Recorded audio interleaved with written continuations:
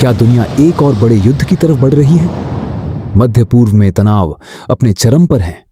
एक तरफ है परमाणु ताकत बनने की कोशिश करता ईरान और दूसरी तरफ है दुनिया की सबसे खतरनाक तकनीक से लैस इजराइल।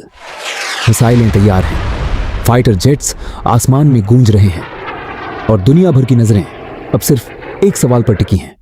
अगर यह युद्ध सच में शुरू हुआ तो क्या यह सिर्फ दो देशों की लड़ाई होगी या पूरी दुनिया को हिला देने वाला नया संकट? मध्य पूर्व एक ऐसा क्षेत्र जहां दशकों से तनाव, राजनीति और युद्ध की कहानियां लिखी जाती रही हैं, लेकिन हाल के वर्षों में जिस संघर्ष ने पूरी दुनिया का ध्यान खींचा है वह है ईरान और इजराइल के बीच बढ़ता टकराव। यह सिर्फ दो देशों का युद्ध नहीं है, बल्कि इसमें शामिल हैं परमाणु हथियारों का डर, क्षेत्रीय शक्ति की लड़ाई और वैश्विक राजनीति। लेकिन सवाल यह है, यह संघर्ष शुरू क्यों हुआ? और अगर यह पूरी तरह युद्ध में बदल जाए तो कौन जीत सकता है? इस कहानी की शुरुआत होती है साल 1979 से, जब ईरान में इस्लामिक क्रांति हुई। इस क्रांति के बाद ईरान की नई सरकार ने इजराइल को मान्यता देने से इनकार कर दिया और उसे दुश्मन राष्ट्र घोषित कर दिया। यहीं से दोनों देशों के रिश्ते लगातार खराब होते गए। इसके बाद एक और बड़ा मुद्दा सामने आया, ईरान का परमाणु कार्यक्रम। इजराइल और कई पश्चिमी देशों को डर है कि ईरान परमाणु हथियार बनाने की कोशिश कर रहा है। हालांकि ईरान हमेशा कहता है कि उसका परमाणु कार्यक्रम केवल ऊर्जा और वैज्ञानिक अनुसंधान के लिए है, लेकिन विशेषज्ञों के अनुसार यही परमाणु कार्यक्रम दोनों देशों के बीच तनाव का सबसे बड़ा कारण बन चुका है। Encyclopedia Britannica.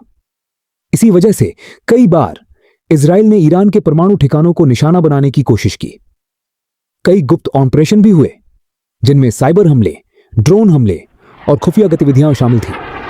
लेकिन असली तनाव तब बढ़ा जब दोनों देशों के बीच सीधी सैन्य कार्रवाई शुरू हुई। 2025 और 2026 में हालात इतने बिगड़ गए कि दोनों देशों ने एक दूसरे पर मिसाइल और ड्रोन हमले किए। फरवरी 2026 में स्थिति और गंभीर हो गई जब इजराइल और अमेरिका ने ईरान के कई सैन्य ठिकानों पर बड़े हवाई हमले किए। इन हमलों के बाद ईरान ने भी जवाबी कार्रवाई करते हुए सैकड़ों मिसाइल और ड्रोन इजराइल और उसके सहयोगियों के ठिकानों पर दागे। इस संघर्ष का असर सिर्फ इन दो देशों तक सीमित नहीं रहा। तेल की कीमतें बढ़ गईं, कई देशों की अर्थव्यवस्था प्रभावित हुई और दुनिया भर में युद्ध का डर फैल गया। अब सबसे बड़ा सवाल उठता है, अगर यह संघर्ष पूरी तरह युद्ध में बदल जाए तो कौन जीत सकता है? अगर हम सैन्य ताकत की बात करें तो इजराइल तकनीकी रूप से बेहद शक्तिशाली देश है। इजराइल के पास आधुनिक एयरफोर्स, अत्याधुनिक मिसाइल सिस्टम और दुनिया की सबसे मजबूत रक्षा प्रणालियों में से एक आयरन डोम है। इसके अलावा इजराइल को अमेरिका और कई पश्चिमी देशों का समर्थन भी मिलता है। दूसरी तरफ ईरान की ताकत उसकी सेना और मिसाइल सिस्टम है। ईरान के पास हजारों बैलिस्टिक मिसाइलें हैं और पूरे मध्य पूर्व में उसके सहयोगी समूह मौजूद हैं। इन समूहों में शामिल हैं लेबनान का हिजबुल्ला, यमन के हौथी और इराक की कई मिलिशिया। इसीलिए अगर युद्ध शुरू होता है तो यह सिर्फ दो देशों का नहीं, बल्कि पूरे मध्य पूर्व का युद्ध बन सकता है। कुछ विशेषज्ञ मानते हैं कि अगर युद्ध लंबा चला तो ईरान अपनी बड़ी सेना और क्षेत्रीय सहयोगियों के कारण बड़ा खतरा बन सकता है। लेकिन दूसरी ओर इजराइल के पास आधुनिक तकनीक और अमेरिका का समर्थन है। यही कारण है कि कई विश्लेषक मानते हैं कि इस युद्ध में कोई भी पक्ष पूरी तरह जीत नहीं पाएगा, क्योंकि दोनों देशों के पास इतनी ताकत है कि वे एक दूसरे को भारी नुकसान पहुंचा सकते हैं। और अगर यह संघर्ष और बढ़ता है तो इसका असर पूरी दुनिया पर पड़ सकता है। तेल की आपूर्ति रुक सकती है, वैश्विक अर्थव्यवस्था हिल सकती है और मध्य पूर्व एक बड़े युद्ध की आग में जल सकता है।